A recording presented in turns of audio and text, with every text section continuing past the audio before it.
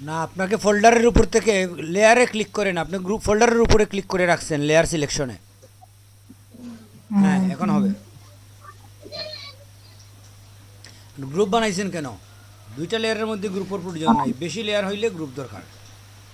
মানে এটা আমি আগে করছিলাম যে ভুলে ফেলছি। ও আচ্ছা, ওটা কেটে দেন। এখন একটা লেয়ার নিয়ে করেন।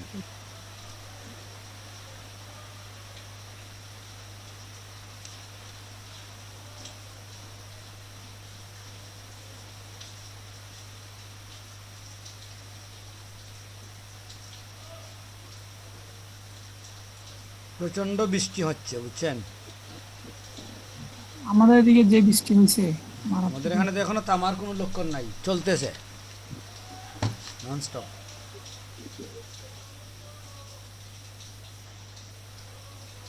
আমি একটা ছবি নিয়ে আসি। মনে হয় এটা- হ্যাঁ, আপনি একটা ছবির উপরে করেন, তখন আপনি ওই যে ট্রান্সপারেন্ট এটা ওটা করলে বোঝা যাবে। যে ছবি নিয়ে আসেন, নুরুদ্দিন ভাই কথা বলেন। নবীন ভাই কই গেছে? আছি আছি আছি। আপনি যখন কাজ করেন আমি তখন কিন্তু প্রশ্ন করলে তো এটা মানে আপনার একটা কাজের মধ্যে একটা বিঘ্নতা আমি যদি কাজ করার সময় যদি প্রশ্ন করে আমার বিরক্তি বিরক্তি ভাব লাগে। আচ্ছা,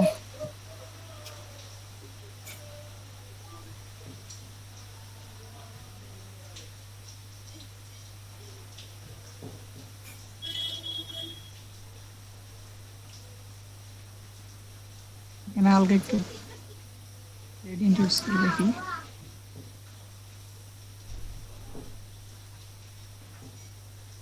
সাদা কালো গ্রেডিয়েন্ট ইউজ করতেছি এই ছবির উপরে, দেখি কি হয়।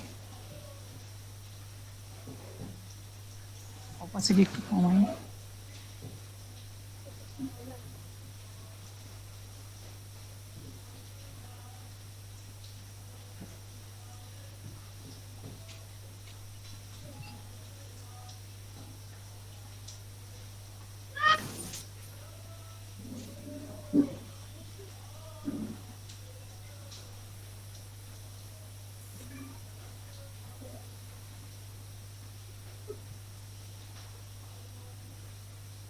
লাইটেন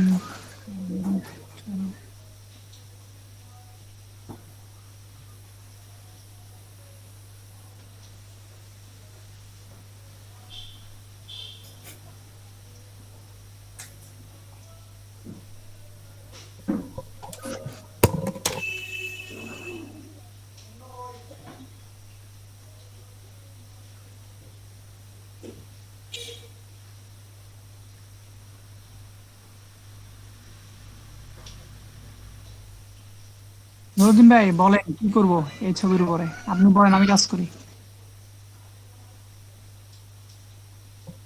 হ্যালো, জি জি আছি আমি আছি। বলতেছি আপনি বলেন আমি কি কাজ অরুণ ভাই করতে আমি কাজ করেন। আমি কাজ করতেছি, বলতেছি আপনি বলেন আমি কি কাজ করেন। আমি তো প্রশ্ন হলো বলতে প্রথম গ্রেডিয়েন্ট কত প্রকার? গ্রেডিয়েন্ট কত প্রকার? এখানে তো মনে হচ্ছে পাঁচ প্রথমত প্রকার লেগে এরকম। আপনি বলেন। অরুণ ভাই হ্যালো, হ্যাঁ হ্যাঁ বলেন বলেন।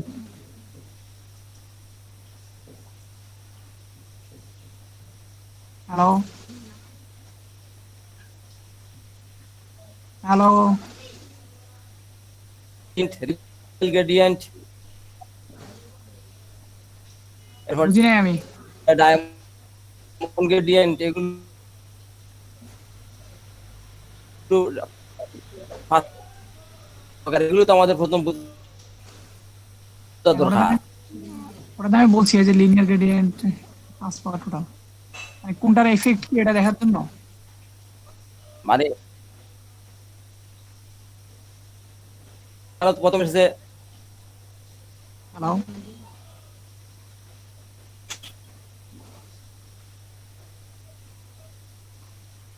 এটা হচ্ছে আপনার লিনিয়ার।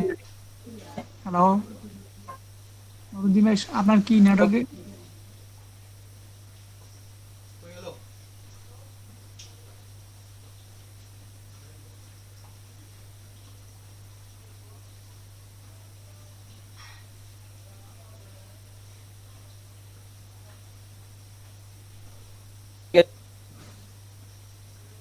নন, এরপরে রিফ্লেক্ট, আর একটা কি আছে, এই পাঁচ প্রকার গ্রেডিয়েন্ট।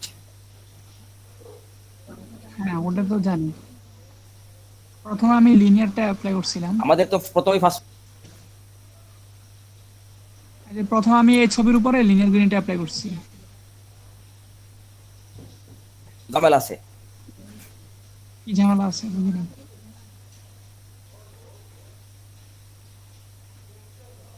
লিনিয়ার গ্রেডিয়েন্ট অ্যাপ্লাই করলাম।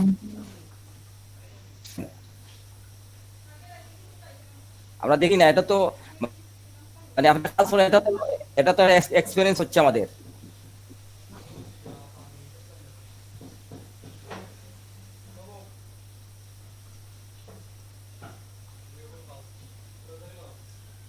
আসলে কাজ করা ছাড়া বোঝা যাবে না যে গ্রেডিয়েন্ট কোন জায়গায় কি অ্যাপ্লাই করবো।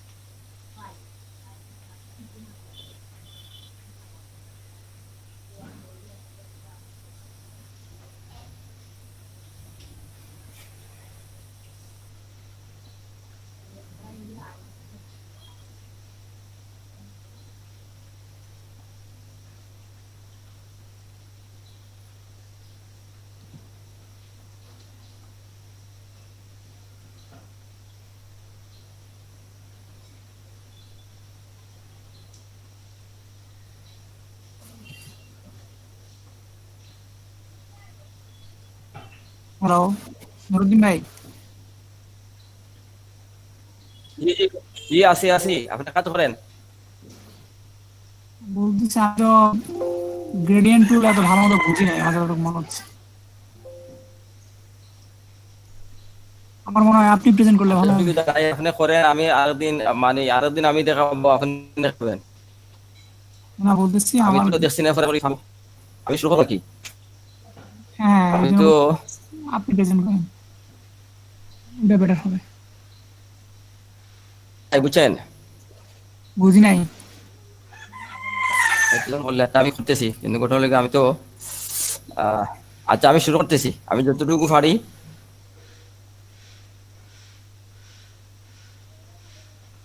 আপনারটা বন্ধ করেন।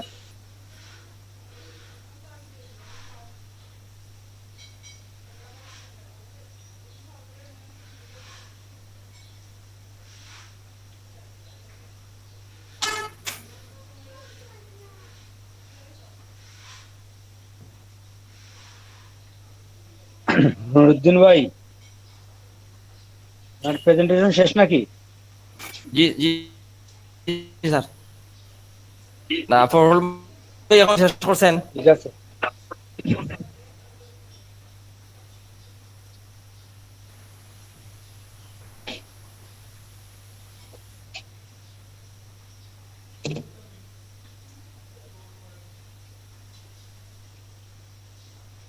এখন তো স্যারের প্রেজেন্টেশন করাবেন। হ্যাঁ ঠিক আছে, দাঁড়ান আমি শুরু করতেছি।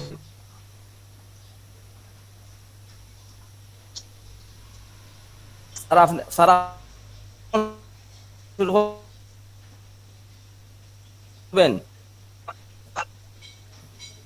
হ্যাঁ শুরু করে দেব।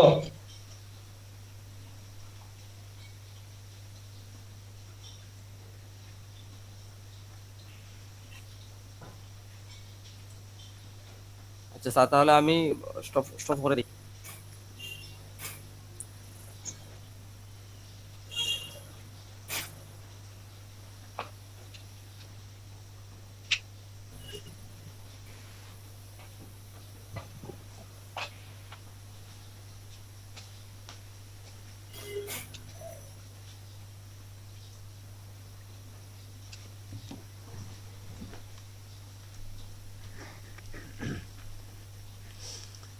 আচ্ছা, গত ক্লাসে আমরা গ্রেডিয়েন্টের যে বিষয়গুলো দেখছি, গ্রেডিয়েন্ট তো কারো সমস্যা নাই, মনে আছে?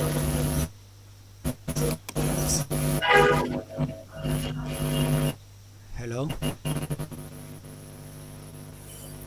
স্যার স্যার লেখার মধ্যে একটা গ্রেডিয়েন্ট দেখালে ভালো স্যার, মানে একটু টেক্সটের মধ্যে গ্রেডিয়েন্টটা কিভাবে দিতে হয়, বাকিগুলো স্যার ক্লিয়ার আছে স্যার। টেক্সটটা তো আমাদের এখনো আসে নাই, আমরা টেক্সটের বিষয়টা নিয়ে কথা বলি নাই। টেক্সট আলাদা একটা বাটন, আলাদা টুলস, ওইটা গ্রেডিয়েন্টের বিষয়টা আমরা তাহলে পরে টেক্সটে, তা হোক স্যার, হ্যাঁ না গ্রেডিয়েন্ট তো জি আচ্ছা, না গ্রেডিয়েন্ট বেশি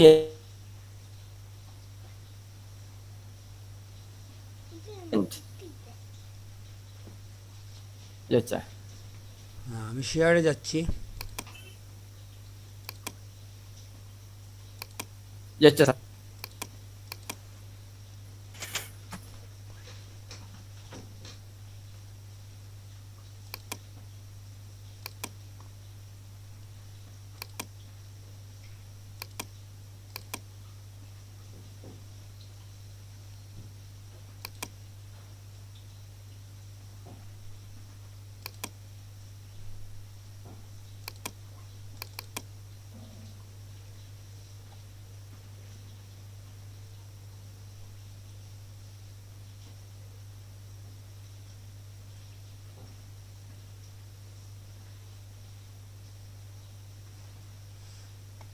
আচ্ছা, এই টুলসগুলো তো কেউ বুঝেন? ব্লোয়ার টুল, শার্পেন টুল, এই টুলসগুলো সম্বন্ধে কারো কোনো ধারণা আছে? জি স্যার, দেখছিলাম টুলস। হ্যাঁ, এগুলো আসলে খুব ইজি, এগুলো আমরা আসলে অনেক সময় ক্লাসে দেখাই না, কারণ ওইটা এরকম প্রয়োগও নাই, আর সেকেন্ডলি এটা আসলে তো কঠিন কিছু না। আমরা একটা ছবির মধ্যে এই তিনটা টুলের ব্যবহার দেখি আপাতত।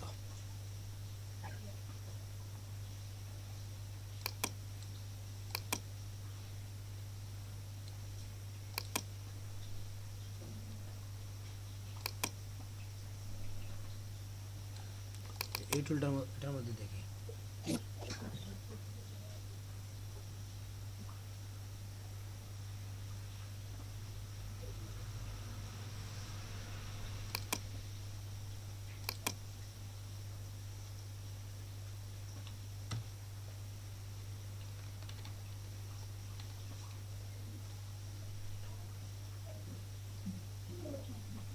আচ্ছা, আমাকে তো দেখা যাচ্ছে।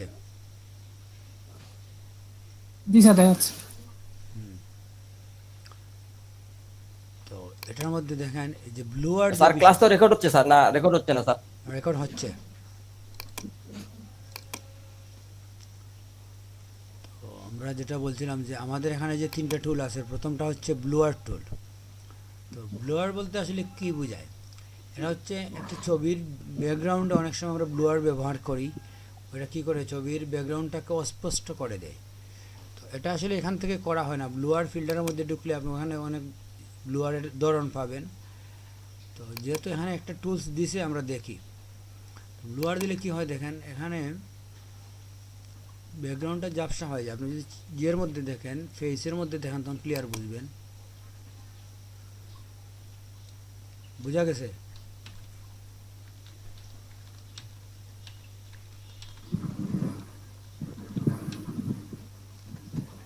না বুঝেন নাই? জি স্যার, বুঝতে পারছি। আর কোনো কিছুকে অস্পষ্ট। হ্যাঁ, একটু অস্পষ্ট করবে। তো ব্লোয়ারের আসলে অনেক ব্যবহার আছে ফটোশপে। আমরা ব্লোয়ারের আলাদা মেনু আছে, মেনুতে গিয়ে বিভিন্ন ধরনের ব্লোয়ার আছে, ওইটা দেখবো পরবর্তীতে। এখানে আমরা জাস্ট দেখলাম, যেহেতু দিছে এই জন্য আমরা একটু দেখলাম। তারপর হচ্ছে শার্পেন টুল। শার্পেনটা হচ্ছে কি, এটাকে একটু শার্প করে দেয়, ধারালো। ধারালো করতে গিয়ে যদি বেশি করেন আপনি, ওইটা ওই যে পুরনো সময়ের যে ছবি ছিল ওই রকম হয়ে যায়। তো এগুলোরও আসলে আমরা ব্যবহার করি না, বুঝছেন। জাস্ট দিশে হিসেবে আমরা দেখলাম, এই যে একটু করলে একটু হবে, বেশি করলে আপনার এটা এক সময় এরকম পুরানো ছবির মতো হয়ে যাবে, বুঝছেন। তো যদি আপনি কোনো ব্যাকগ্রাউন্ডকে এরকম করতে চান তাহলে আপনি এটা করতে পারেন। সাধারণত এটা যদি আপনি ব্যাকগ্রাউন্ডে করতে চান তাহলে কী করতে হবে, আপনাকে একটু সিলেক্ট করতে হবে। ধরেন আমি সিলেক্ট করলাম ছবিটা,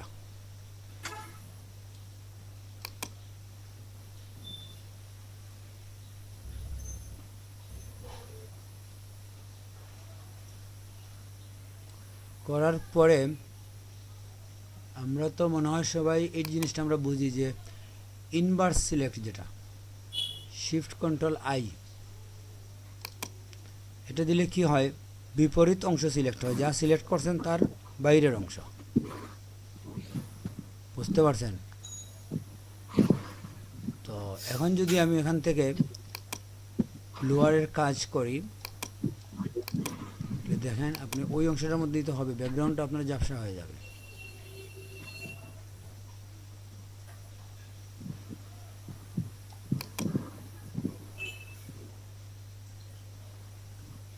এগুলো আসলে এরকম আমরা এত বেশি করি না, কারণ এগুলো বিরক্তিকর এরকম করা। সেটা ঝাপসা হয়েছে, ঠিক না।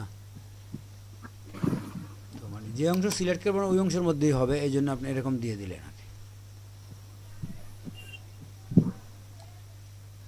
এই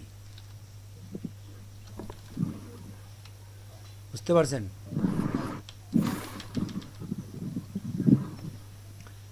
এখানে আরেকটা টুল আছে, জি স্যার। এগুলো আসলে আমরা দেখার প্রয়োজন, আমি মনে করি যে এগুলো আসলে আমরা এখানের থেকে ব্যবহার করি না। এটা হচ্ছে এক ধরনের লিকুইডের মতো মিক্স করে দেয়, বুঝছেন, গ্লু গ্লু করে দেয় এরকম।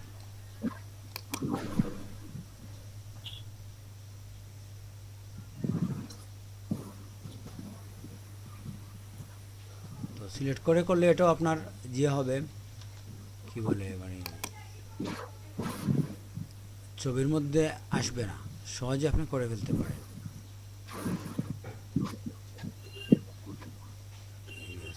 ব্যাকগ্রাউন্ডটা কেউ বুঝলো না যে এখানে কি আছে।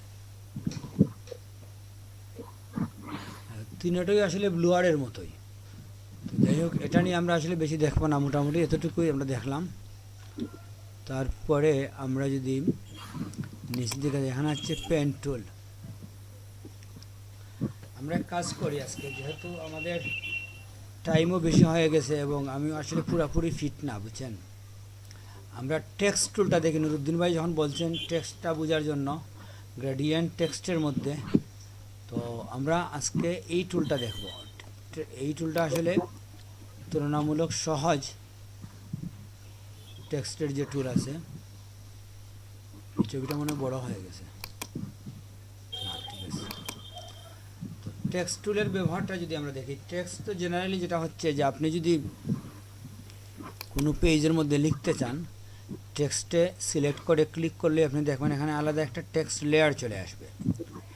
টেক্সট করার সময়, লেখার সময় স্বয়ংক্রিয়ভাবে আরেকটা লেয়ার চলে আসে। এই ধরেন একটা টেক্সট লেয়ার 1 নামে চলে আসছে। আর তো এই জায়গার মধ্যে আমরা যদি কোনো জিনিস লিখি,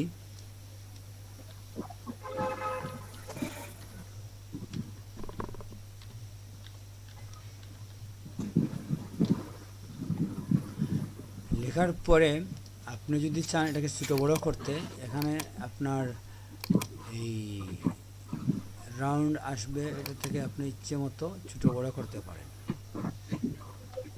জেনারেলি ইকুয়ালি যাবে, আর যদি আপনি শিফট ধরেন তাহলে ইচ্ছা মতো নিতে পারেন। এটা তো বুঝেন, শিফট ধরলে যে কোনো শেপ ফ্রিলি নেওয়া যায়, আর যদি আপনি শিফট না ধরেন ওইটা স্কোয়ার হবে। এটা কেউ বুঝেন না।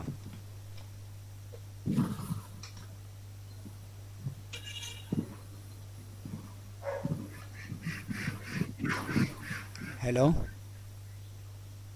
স্যার মনে হয় সবাই বুঝে। জি বুঝেছি স্যার। হ্যাঁ, এটা বোঝার কথা, এটা আসলে জটিল কিছু না। তো এখানে আমাদের এই উপরে যে অংশগুলো আছে, আমার মনে হয় এই বিষয়গুলো আমরা এর আগে অনেকবার দেখে নিছি।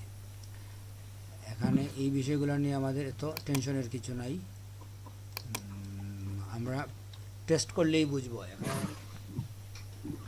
একটা হচ্ছে অ্যাঙ্গেল, তারপরে হাইট, ওয়াইড, ভার্টিক্যালি বাঁকানো, এই ধরনের কিছু কাজ। এটা হচ্ছে ট্রান্সফর্মের কাজ, ঠিক আছে? ট্রান্সফর্ম বুঝেন তো? জি জি স্যার। তো আমরা ট্রান্সফর্মে একবার গিয়ে দেখাই।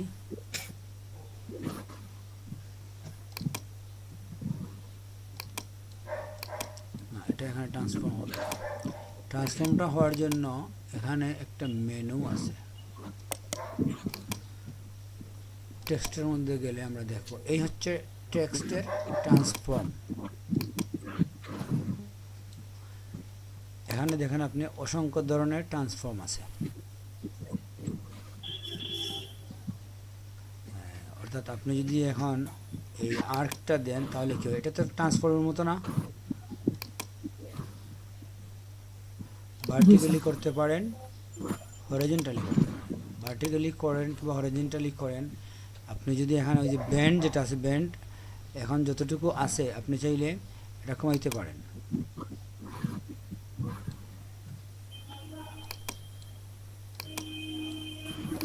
এটা হচ্ছে উল্টা দিকে চলে গেছে। আর হরিজন্টাল ডেস্টিনেশন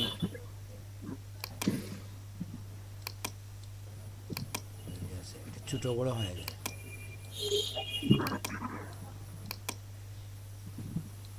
এটা হচ্ছে উপরে নিচে বাঁকা করবে।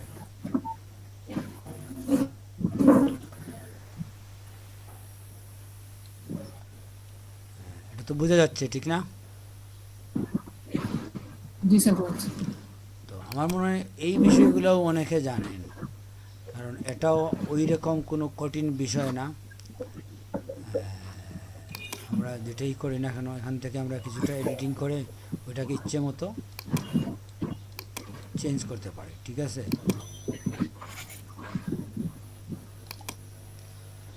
তো এটা হচ্ছে একটা লেখার মধ্যে, এটাকে বলা হয় র্যাপিং, র্যাপসড। তো যাই হোক, এটা আমরা বুঝছি। আর লেখার যদি কালার পরিবর্তন করতে চান তাহলে এখানে আছে, এখান থেকে আপনি করতে হবে সিলেক্ট করে এসে, এইভাবে সিলেক্ট করে আপনি এখানে যাবেন, গিয়ে যে কালার দিবেন সরাসরি আপনাকে দেখাবে।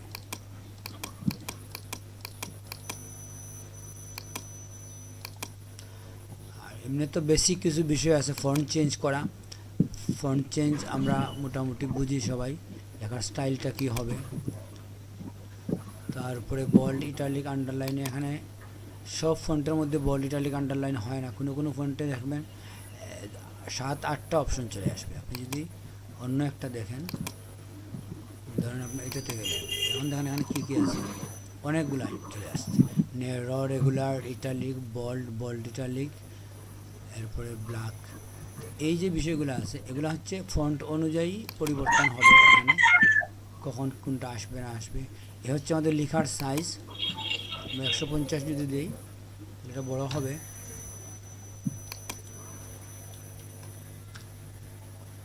আর এটা হচ্ছে শার্প। শার্পে কি হয়, এগুলো সামান্য পরিবর্তন আসে। মানে দেখেন যে শার্প দিলে অনেক বড় করলে আপনি হয়তো বুঝবেন কিছুটা।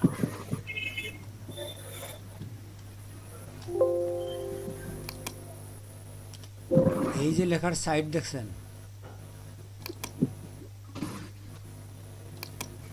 জি স্যার। শার্পটা কি হয় দেখেন, ও সাইডের মধ্যে হালকা এফেক্ট করবে, দেখি দেখছেন হালকা একটু এফেক্ট হয়েছে।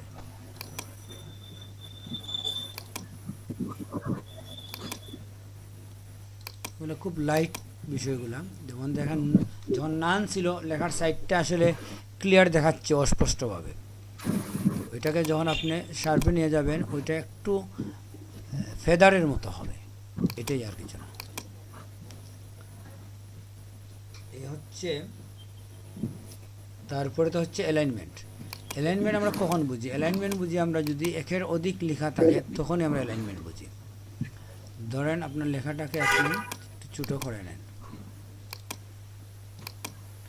যদি এখানে আপনি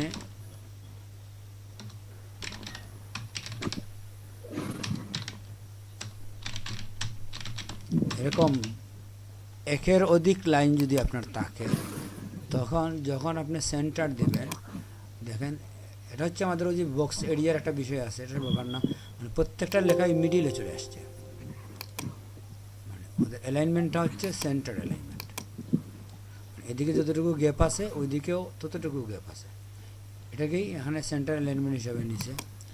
তারপরে রাইট আছে, এই কাজগুলোর জন্য সিলেক্ট না করলেও চলে। মানে রাইট মানে কি, রাইট দিকে মিল থাকবে, লেফট দিলে লেফটের দিকে মিল থাকবে, আর সেন্টার দিলে দুই দিকেই অমিল থাকবে, মধ্যখানকে কেন্দ্র করে আগাবে। তো আর এখানে এই জায়গার মধ্যে ক্লিক করলে আমরা একটা বক্স পাই, পেন। এখানে বেশ কিছু কাজ আছে, প্যারাগ্রাফ এবং কারেক্টার। কারেক্টার বলতে কি বোঝায়?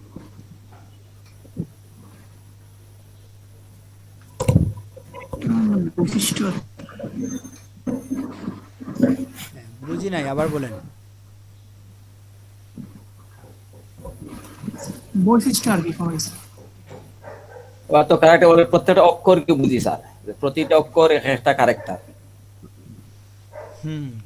সেটাই তো। এমনি জেনারেলি তো বৈশিষ্ট্য, কিন্তু ঠিক বৈশিষ্ট্য না, চরিত্র বোঝায়। একটা চরিত্র আর বৈশিষ্ট্য এক কথাই, এটা ঠিক আছে। যে একটা বিষয়ের আমরা দেখলাম যে এটার ক্যারেক্টার হচ্ছে এরকমই, যে এটা শুরু থেকে শেষের দিকে যাবে। আর একটা হয়তো আমরা দেখাইলাম যে এই যে একটু আগে আমরা দেখলাম অ্যালাইনমেন্ট, লেফট অ্যালাইনমেন্টের ক্যারেক্টারটা কি হচ্ছে, যে লেফটের দিকে মিল রাখবে লাইনগুলা। আর রাইট অ্যালাইনমেন্টের ক্যারেক্টার কি, রাইটের দিকে মিল করবে।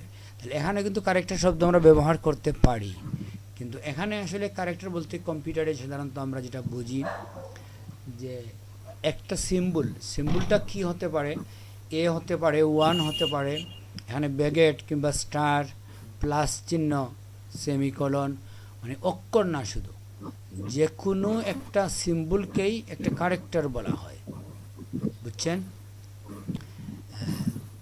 ধরেন আপনাকে জিজ্ঞেস করা হলো যে আপনার পেজের মধ্যে কিছু ক্যারেক্টার আছে, তো ক্যারেক্টারকে একটু ক্যাটাগরি করেন, তো কোন ধরনের ক্যারেক্টার আপনি, কোন ধরনের ক্যারেক্টার আপনার পেজে আছে? তো আপনি বললেন যে আমার এখানে আছে নিউমেরিক ক্যারেক্টার।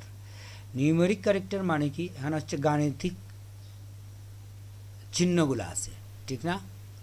তো যদি আপনি বলেন যে আমার এখানে আছে অ্যালফাবেটিক ক্যারেক্টার, তার মানে হচ্ছে আপনার এখানে এই অক্ষরগুলো আছে। যদি আপনি বলেন ম্যাথমেটিক্যাল ক্যারেক্টার কিংবা অপারেটর কিংবা সিম্বলিক ক্যারেক্টার মানে কি, বিভিন্ন ধরনের সিম্বল, যেমন আপনি এট, হ্যাশ, ডলার চিহ্ন, এন্ড চিহ্ন, এগুলো তো আসলে নাম্বারও না আবার অক্ষরও না, এগুলোকে বলা হয় সিম্বলিক ক্যারেক্টার। তো এভাবে বিভিন্ন ধরনের ক্যারেক্টার আছে। তো আমরা কম্পিউটারে ক্যারেক্টার বলতে এই চিহ্নগুলোকেই বুঝি, সেটা 1 2 3 হতে পারে কিংবা ABCD হতে পারে। এটাকে যৌথভাবে বলা হয়। আপনি যদি বলেন ধরেন লেটার স্পেসিং বলতে কি বুঝি আমরা, দুইটা অক্ষরের মধ্যে গ্যাপ তৈরি করা, ঠিক না? এক্সাম্পল দেখেন, আপনি এখানে লিখলেন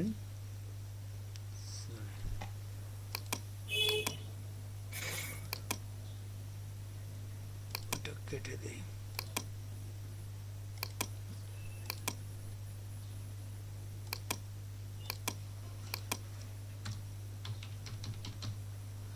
আপনি যদি এই অংশটাকে দুইটা অক্ষরের মধ্যখানে গ্যাপ তৈরি করতে চান,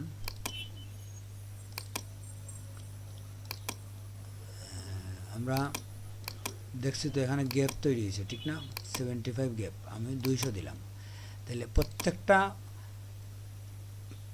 নাম্বারের পরে গ্যাপ বেশি হয়েছে। তো এটাকে আপনি যদি বলেন নাম্বার স্পেসিং, কিংবা ধরেন আমি এই LADP সিলেটকে গ্যাপ বাড়াবো, এখানে গিয়ে আমি দিলাম 200। তো এটাকে যদি আপনি বলেন যে লেটার স্পেসিং, তাহলে হবে না।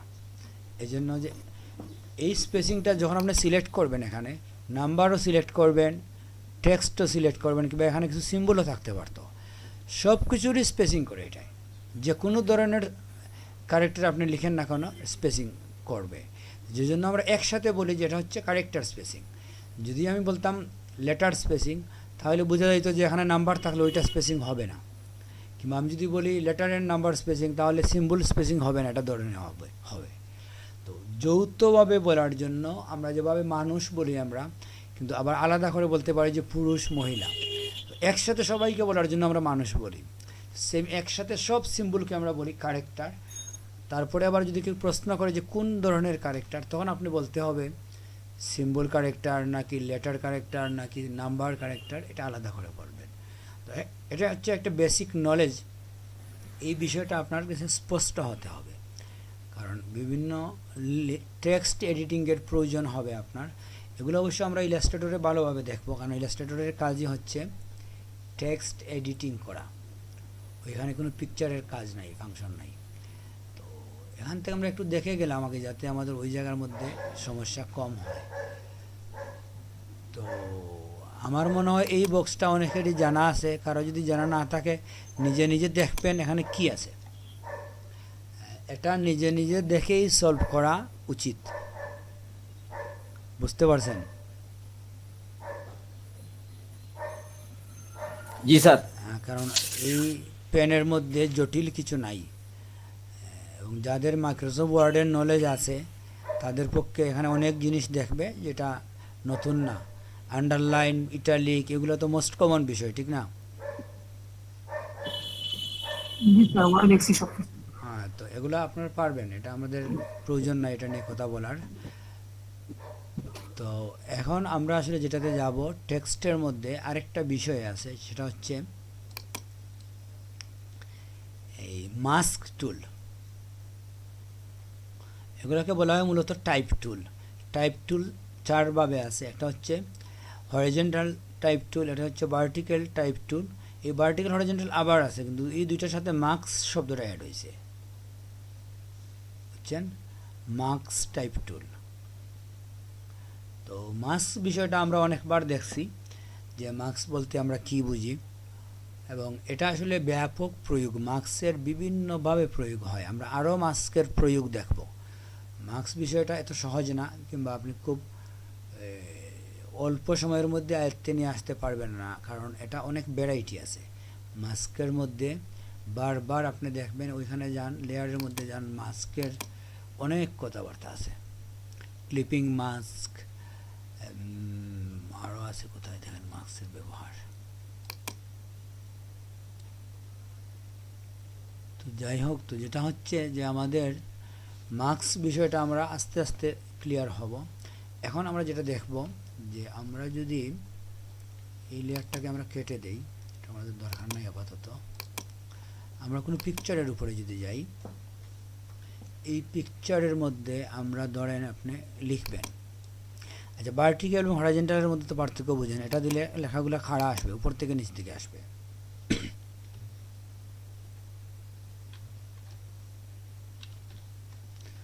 এরকম উপর থেকে নিচে আসবে, এটাই হচ্ছে ভার্টিক্যাল। এটা বুঝছেন তো? জি স্যার। খাড়া লিখবেন আপনি।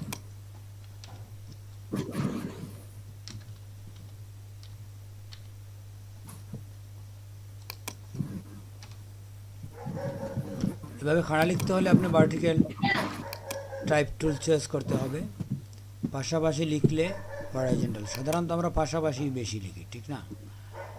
তো এখানে মাস্ক টুলের মধ্যেও ভার্টিক্যাল হরিজন্টাল দুইটাই আছে। তো মাস্ক টুলের কাজ কি? মাস্ক টুল যেটা হয়, যে আপনি যখন কোনো পিকচারের উপরে লিখতে যাবেন, হরিজন্টাল দিয়ে দেখি, সাইজ আমরা কি করব, সাইজ একটু বড় দিই, 200।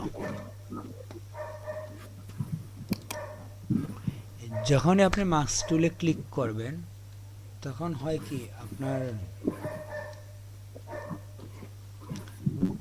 পুরা পেজটা লাল হয়ে যাবে, একটা কালার হয়ে যাবে, যা লিখবেন ওইটাই শুধু দেখাবে। আর ওই যে বাম দিকে লেখা চলে যাচ্ছে, ঠিক না? এটা কেন হয়? যদি আপনি এখানে এটা রাখেন তাহলে এটা হবে না। সাধারণত মাস্ক টুল দিয়ে আমরা কোনো কিছু লিখি, হেডলাইন কিংবা ওই 2-3টা লেটারের মধ্যে মাস্ক টুলের ব্যবহার করি। 2 লাইন 3 লাইনের মধ্যে মাস্কের ব্যবহার করলে ওইটা আপনি বুঝবেনই না কি হইল। তো এই জন্য এটা করতে হয় অ্যাব্রিভিয়েশনের ক্ষেত্রে, শর্ট নামের ক্ষেত্রে, কিংবা হয়তো 4-5 লেটারে একটা শিরোনাম আছে, ওইটার জন্য আপনি এই মাস্কের ব্যবহার করতে পারেন। এটা দেখেন, এরকম করার পরে যদি আপনি এই মুভ টুলে ক্লিক করেন কিংবা অ্যাপ্লাই দেন, তাহলে কি হয়, অ্যাপ্লাই দেওয়ার পরে ওই অংশটা সিলেক্ট হয়ে যায়। তো সিলেক্ট হলে যেটা হচ্ছে যে আপনি যদি এখন কপি করেন, কপি করে অন্য পেজে নিয়ে যান, এটা মনে হয় অনেক বড়,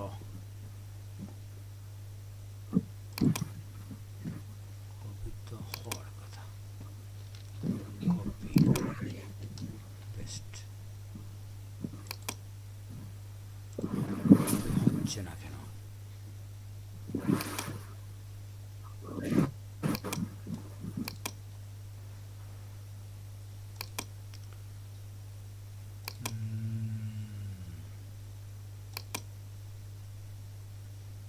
আমরা পিকচারের লেয়ারে ছিলাম না, বুঝছেন, লেয়ার বলছিল। এটা হয়েছে কি, ওই লেখা থেকে কেটে নিয়ে আসছে, এটা তো বোঝা যায়, ঠিক না? কে বুঝেন নাই? জি স্যার, ওটা ব্যাকগ্রাউন্ড নিয়ে আসছি।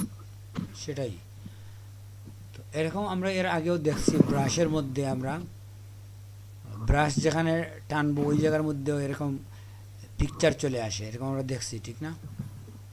কালো এবং সাদা দিয়ে মুছার ব্যাপারটা দেখছি, এরকম এই পদ্ধতিগুলো অনেক দেখছি আমরা। তবে এভাবে একজ্যাক্ট লেখার শেপটা আমরা পাই নাই। এখানে হয় কি, একজ্যাক্ট শেপটা আপনি পাবেন। একটা লেটারের যে শেপ, এটা আপনি নিজে ড্রয়িং করতে গেলে তো অনেক সময়ের বিষয়। তো এটা সংক্ষেপে আপনি কেটে নিয়ে আসতে পারলেন। বোঝা গেছে? এটা এত জটিল কোনো বিষয় না। আমরা যদি বলেন আরেকবার দেখতে পারি,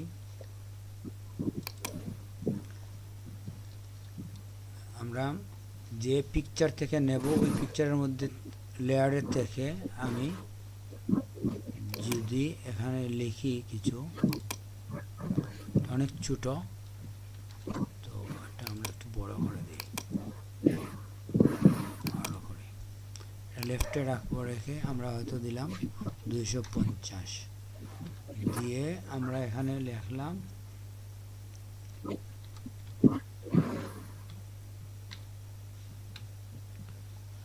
আসলে বেশি বড় হয়ে গেছে, পেজে জায়গা হবে না। তো এই হচ্ছে আমাদের লেখাটা, বুঝতে পারছেন? ওইটা কিন্তু পরবর্তীতে আপনি মুভ করতে পারবেন না। এই অংশটা যদি পেজের বাইরে চলে গেছে, এটা আপনি পাবেন না। লেখার সময় আগেই ফন্ট ঠিক করতে হবে। যখনই মার্কসে চলে যাবেন, ওইটা ফিক্সড হয়ে যাবে, যেখানে আছে ওইখানে।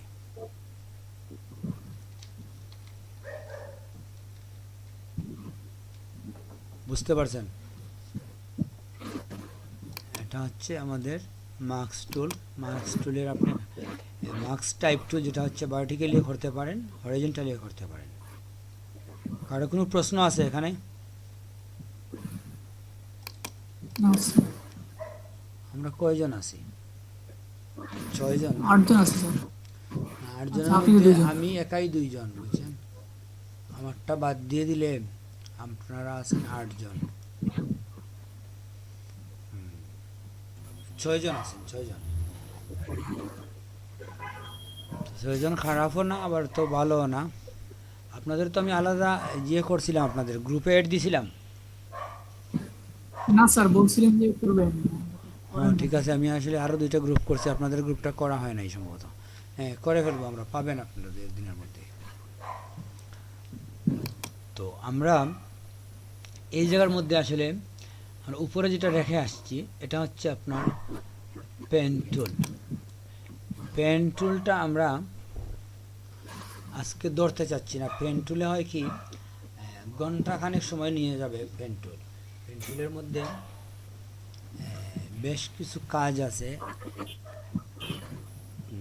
পেন টুলে কাজ করার সময় জুম ব্যবহার শিখতে হয়, জুমের প্রয়োগটা। আমরা কিন্তু জুমের প্রয়োগ নিয়ে একটু কথা বলি। আপনারা অনেকেই আমি দেখছি যে জুমের প্রয়োগ বুঝেন না, যে জুম কীভাবে প্রয়োগ করতে হয়। জুম ইন জুম আউট কখন করবেন সেটা আপনাকে একজনে বলে দিতে হবে না, আপনি নিজে নিজেই করতে হবে। তো জুম ইন জুম আউট তো বুঝেন কি, যেমন এই লেখাটা আমি দেখানোর জন্য একটু বড় করি, কিংবা আবার যখন আমি কাজ করব আবার ছোটো করি, ঠিক না?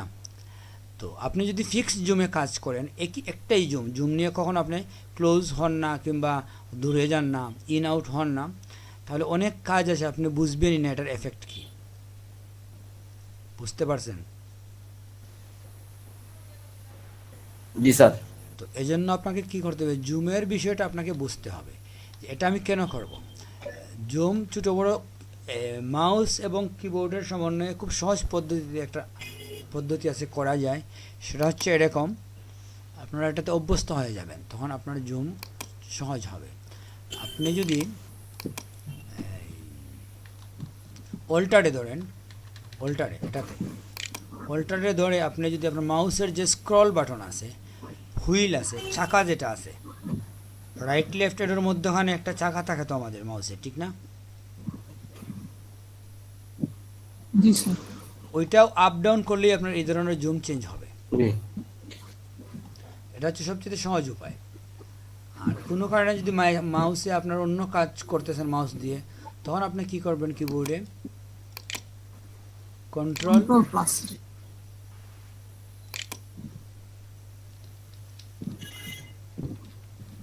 কন্ট্রোল প্লাস করলে জুম বড় হয়। আর হ্যাঁ, কন্ট্রোল দিয়ে করতে হয়। কন্ট্রোল দিয়ে পেজে আসলে একটা ক্লিক করতে হবে, ধরে রাখতে হবে। এটা একটু জটিলতা, ওখানে ধরে রেখে আবার এখানে আপনি ক্লিক করতে হচ্ছে। আর ওইটা হয় কি যে আপনি অল্টারে ধরলেন, আপনার ক্লিক নেই, চাকা দিয়ে আপনি উপরে নিচে গেলেন মুভ করে, ওটা তুলনামূলক সহজ। তো এটা আমাদের যখনই অনেক কাজের ক্ষেত্রে এটা হয়, তো এটা আসলে অভ্যাসের বিষয়। আপনি শুরুতে যদি অভ্যাস না করেন একটু সচেতনভাবে, এই ছোটো জুমের মধ্যেই বড় জুমের কাজ করেন আর বড় জুমের মধ্যে ছোটো জুমের কাজ করেন, তাহলে আপনার কাজে নিখুঁত ভাব আসবে না, কিংবা সময় বেশি লাগবে। বুঝছেন? যে জন্য জুমের প্রয়োগটা আপনারা হাতে নিয়ে আসতে হবে। প্র্যাকটিস করার সময় জুমের প্রয়োগ আপনারা সচেতনভাবে করতে হবে। তো আমরা পাতেও দেখবো জুমের ব্যাপক ব্যবহার আছে। পাতের মধ্যে আপনারা একটু পরিচিতি নিচ্ছি একে, আগামী ক্লাসে আমরা পাত নিয়ে কথা বলবো। Pen tool, free form pen tool, আর হচ্ছে কার্ভ, ঘুরানো যেটা আর কি। এরপর হচ্ছে পয়েন্ট এড করা, এটা হচ্ছে পয়েন্ট ডিলিট করা, আর একেবারে শেষে যেটা হচ্ছে কনভার্ট পয়েন্টকে কনভার্ট করা। তো আমার যেটা মনে হয় সবাই কম বেশি এই বিষয়গুলো জানেন। তো আমরা জি স্যার, এগুলো তো আমরা কাজ করছি। হ্যাঁ, তো আমরা কি করব, একটু অ্যাডভান্স লেভেলের কিছু বিষয় দেখব এটার মধ্যে। আমরা যেটা জানি সেটা না, কিন্তু আমরা জানি যে প্রত্যেকটার মধ্যেই এই ধরনের টুলের মধ্যে অ্যাডভান্স লেভেলের কিছু কাজ আছে, ঠিক না? এই যে পাথ আছে, সিলেকশন আছে, মাস্ক আছে, শেপ আছে, এখানে কিছু বিষয় আছে। কিংবা আপনি যদি ওইখানে যান, পাথের কিন্তু আলাদা একটা প্লেট আছে, পেন আছে, আপনারা কি জানেন সেটা? এখানে ওয়ার্ক পাথ, পার্ট 1 পার্ট 2 লেয়ারের মতো আমরা যেভাবে এই লেয়ার নিতে পারি, যেভাবে 3Dর মধ্যে আমরা দেখছি আছে, একইভাবে পাতের মধ্যেও পাতের আলাদা আলাদা লেয়ার আছে। আমরা যে নির্দিষ্ট একটা লেয়ারের মধ্যেই পার্ট করব এরকম কিছু না। বুঝতে পারছেন? ওটা মানে মেনটেনের সুবিধার জন্য, কারণ পাতের ব্যাপক ব্যবহার হয় ফটোশপে। এখন একটু কমে আসতেছে, কারণ আগে আমাদের পাতের ব্যবহার ব্যাপক ছিল। তো এখন হয়েছে কি, ওই যে কুইক সিলেকশন টুল, এরকম আরও কিছু সহজ পদ্ধতি চলে আসছে, যে জন্য আমরা পাতের মধ্যে ওই রকম এখন ব্যবহার করি না। এখন পাত ব্যবহার করে কারা, যারা অনেক আগে ফটোশপ শিখছে 10 বছর আগে, তারা এখন ওই পাতটাকে কমফোর্টেবল মনে করে। কারণ একটা কাজ আপনি অনেক হাজারবার যদি করে ফেলেন, ওইটা কঠিন হলেও আপনার কাছে আর কঠিন না, ঠিক না? তো আসলে আমাদের পাতের প্রয়োগ এখন একটু কমই হয়, কিন্তু কিছু কিছু ক্ষেত্রে পাতের বিকল্প নাই। পাত শুধুমাত্র আমরা কেটে নেওয়ার জন্য না, পাত দিয়ে আমরা বিভিন্ন শেপ ড্রয়িং করি, বিভিন্ন ধরনের আকৃতি আমরা তৈরি করতে পারি পাত দিয়ে। এটা আমরা 3Dর মধ্যে দেখছি, ঠিক না? 3D করার সময় আমরা একটু দেখছি। তো অনেকে মনে করে পাত হচ্ছে শুধু ছবিকে কেটে আনার জন্য, আসলে পাত ছবিকে শুধু কাটার জন্য না, যে কোনো একটা শেপ ড্রয়িং করার জন্য পাতের ব্যবহার হয়। এবং সাধারণত ইলাস্ট্রেটরে এই পাতের ব্যবহার আমরা বেশি করি, এবং ওইখানে কমফোর্টেবল পাতের ব্যবহার। ফটোশপে পাতের ব্যবহারটা এত মানে আরামদায়ক না। একই কাজ যদি থাকে আমার পাতের, যেটা ফটোশপ দিয়েও করা যাবে, ইলাস্ট্রেট দিয়েও করা যাবে, তখন আমরা সাধারণত ফটোশপ দিয়ে করি না, ইলাস্ট্রেটরে চলে যাই। কারণ ওইখানের পেজটা ভেক্টর পেজ, এগুলাতে কাজ করা আসলে খুবই কমফোর্টেবল, রিল্যাক্স, বুঝছেন? তো তাইলে আমাদের আগামী ক্লাসে আমরা দুইটা শেপ দেখবো, বুঝছেন? এই হচ্ছে শেপের কিছু কাজ, আর এটা হচ্ছে আমরা এটাও শেপ ধরে নিচ্ছি। এই দুইটা শেপ দেখলেই আমাদের টুলসের ব্যবহার শেষ, বুঝছেন? হ্যালো, এটা আপনারা নিজে নিজে দেখবেন, এটা আসলে দেখার কিছু না, জি এই জন্য এখানে আমি যাচ্ছি না। এটা কিংবা এটার ব্যবহার একেবারেই নাই। তো তাহলে আমাদের এখানে ব্যবহার হচ্ছে শেপ আর পাত। এটা আগামী ক্লাসে দেখলে আমাদের টুলসের জেনারেল পরিচিতিটা শেষ হয়ে যাবে, ঠিক না? তো এরপরেই মূলত জি আমরা স্যার। টানা, আপনারা যদি 8 জন থাকেন তাহলে 8 দিন, কেউ যদি একদিনে শেষ না হয় তাহলে 1.5 দিন করলো। তো ধরেন 8 দিনও 8টা ক্লাস হতে পারে, আবার একদিনে কেউ 2 জনে করে ফেললো, এরকমও হতে পারে। তো আমরা এটা দেখব, প্রত্যেকটা টুলসকে আপনাদের দিয়ে আমরা কাজ করাবো। প্রথমে করানোর পরে আমরা চলে যাব প্রজেক্টে, এবং প্রজেক্টের ফাঁকে ফাঁকে আমরা মেনুগুলাও দেখব, এগুলোর ব্যবহার দেখব। বুঝতে পারছেন? এগুলা স্যার ওই বলছিলেন, হ্যাঁ বলেন। যে বলছিলেন দুইটা বেস মিলে একসাথে ক্লাস নেবেন, মানে ওটা কবে থেকে শুরু করবেন? না ওইটা আপনি আপনি কি গত ক্লাসে ছিলেন? হ্যাঁ ছিলাম তো, শেষের দিকে ছিলেন না, ক্লাস ছিল। যাই হোক, ওটা আমরা মনে হয় আচ্ছা ঠিক আছে, সম্ভবত বলি নাই, ওটা আমাদের হবে না। আমরা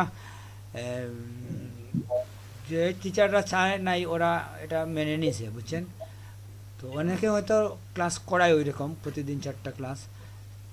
তো কিছু টিচার আছে, ইনক্লুড আমি, আমরা এরকম আর যাচ্ছি না, আমরা যেভাবে শিডিউল ছিল ওইভাবেই থাকবে আমাদের, বুঝছেন? তবে একটা পরিবর্তন আসছে, যেটা হচ্ছে যে আপনাদের লিঙ্কটা চেঞ্জ হয়ে যাবে। অলরেডি লিঙ্ক চেঞ্জ হয়ে গেছে, আমি ইচ্ছে করে আজকে শরীর ভালো না এই জন্য পুরনো লিঙ্কের মধ্যেই ছিলাম। আমাদের নতুন লিঙ্ক আমরা তৈরি হয়ে গেছে। সেটা হচ্ছে এরকম যে আমাদের এখন যে লিঙ্কে ক্লাস হবে ওই লিঙ্কটা হবে সব ব্যাচের জন্য সমান, বুঝছেন? তো সব ব্যাচের জন্য সমান মানে কি হচ্ছে, প্রতিদিন 9টা থেকে 1টা পর্যন্ত এই লিঙ্কে আপনি ঢুকলে কোনো না কোনো ক্লাস পাবেন। আবার 2টা থেকে এই 4টা কিংবা 5:30 পর্যন্ত বিকালের যে বেচটা আছে ওইখানেও আপনি প্রতিদিন ক্লাস পাবেন। তখন প্রশ্ন হচ্ছে যে এটা আপনি কি ঢুকতে পারবেন যখন যে বেচে ইচ্ছা? এরকম না। এটা হচ্ছে যে আপনি যদি কোনো কারণে আপনার মূল বেচের ক্লাস মিস করেন এবং ওই ক্লাসটা আপনি অন্য বেচে করতে চান, যেহেতু আপনার কাছে লিঙ্ক আছে, আপনি আসলেন, এসে বললেন যে আমি আসলে করতে চাই, কিংবা আমার হোয়াটসঅ্যাপ গ্রুপে হয়তো আমার সাথে কথা বললেন, তখন আমরা আপনাকে ওইখানে ইন্ট্রোডিউস করিয়ে দেব। একটা মিনিট।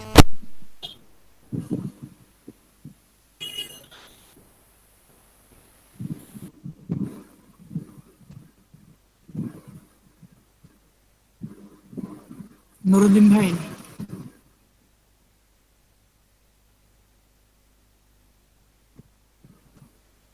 জি আছি আছি আছি রহল ভাই, আছি আমি,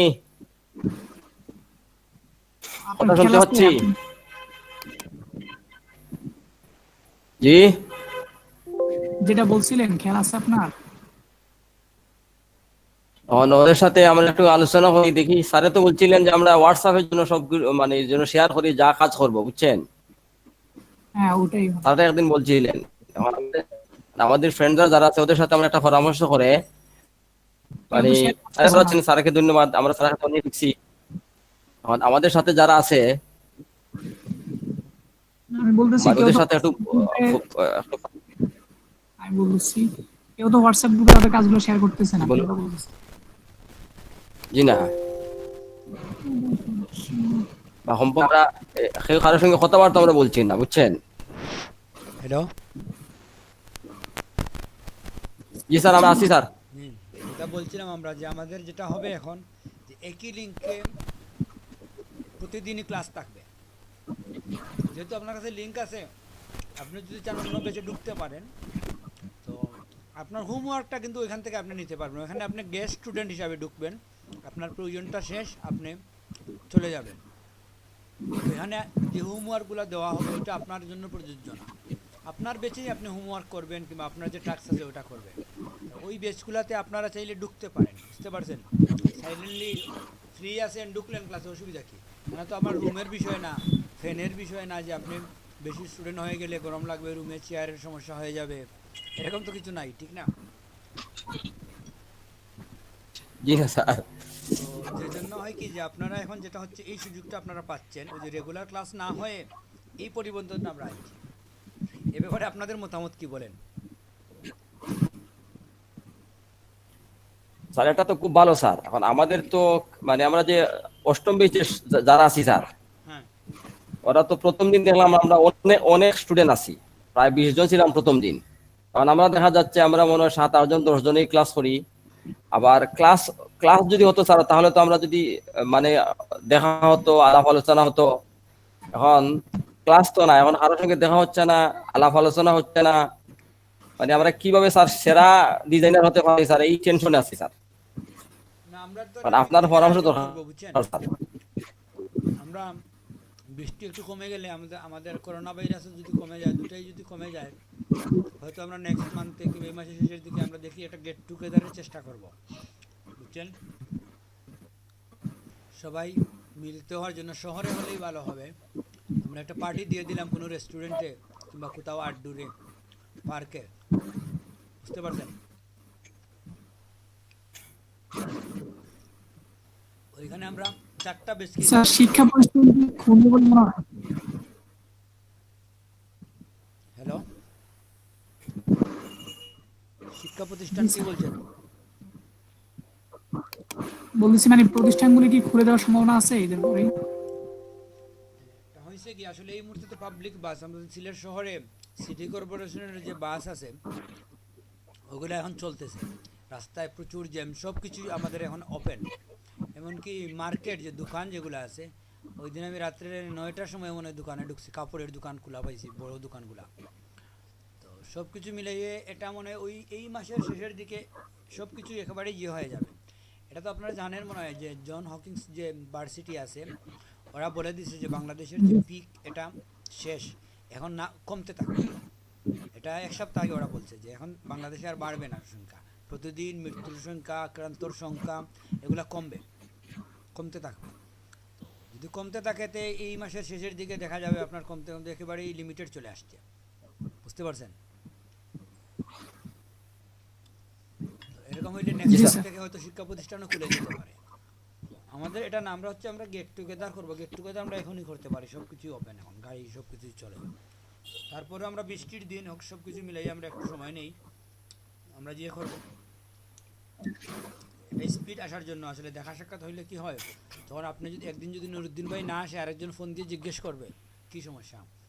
পরিচয় না হলে আপনি জিজ্ঞেস করবেন না, যে জোরে যাবে আমরা খুঁজেই পাবো না কে ছিল না, ঠিক না?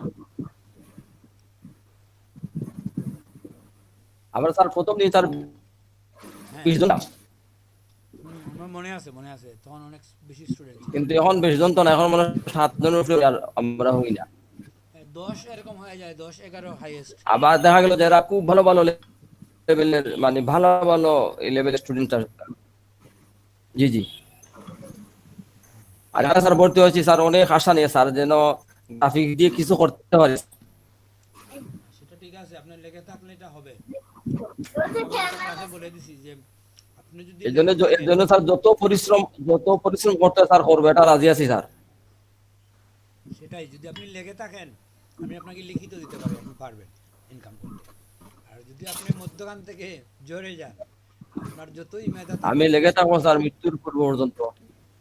জ্বর আর জ্বর আর অভ্যাস এখন স্যার অস্তল্প নাই এখন কলিমা তৈব করে তার খাদনের খাফর নিয়ে মাঠে নামছি যে হয়তো থাকছিল নতুবা মৃত্যু। হ্যাঁ, এরকম হয়তো এত শক্তিশালী ইয়ে করা ঠিক না, কাপড়ের কাপড় নিয়ে নামার প্রয়োজন নাই। তবে আপনার মোটামুটি দৃঢ়তা থাকে যদি, কিন্তু আপনার তো আসলে বছর পর বছর যে আপনি এভাবে বসে থাকতে হবে এরকম কিছু না। দৃঢ়তা আছে স্যার। হ্যাঁ, 6 মাস যদি আপনি লেগে থাকেন, মাত্র 6 মাস, আপনাকে কেউ আটকাতে পারবে না, বুঝছেন? এই ফখরুল ইসলাম এখন স্যার একটা রুটিন কিভাবে করা যায় হ্যাঁ, স্যার? একটা রুটিন জি, মানে একটা রুটিন স্যার, যে কত দৈনিক কত সময় এটার সাথে থাকতে হবে, হুম, যে আগামী 1 বছর পর্যন্ত 3 ঘন্টা। আপনি তো স্যারের ব্যাপারে দক্ষ স্যার। এখন একজন মানুষ নিয়মিত যে এতটুকুর নিচে কোনোদিন নামা যাবে না, এত ঘন্টা নিচে কোনোদিন নামা যাবে না। হুম। এটা হয় কি যে আপনি যদি প্রতিদিন করেন, আপনার 2 ঘন্টা করে করলে বলবো যে স্যার আমাদের ঠিক আছে স্যার। মানে বেশি পারলে বেশি করলেন, কিন্তু 2 ঘন্টা লাগে এই জন্য যে ফটোশপ আসলে সময় নিয়ে নেয়। ফটোশপে বসে একটা ছবি বাছাই করতে আপনার 15 মিনিট চলে যেতে পারে। ফটোশপ ওপেন করে কোন ছবিতে কাজ করবেন এই ছবি খুঁজানি গিয়ে আপনি দেখা যাবে আপনার 15 মিনিট 10 মিনিট চলে গেছে।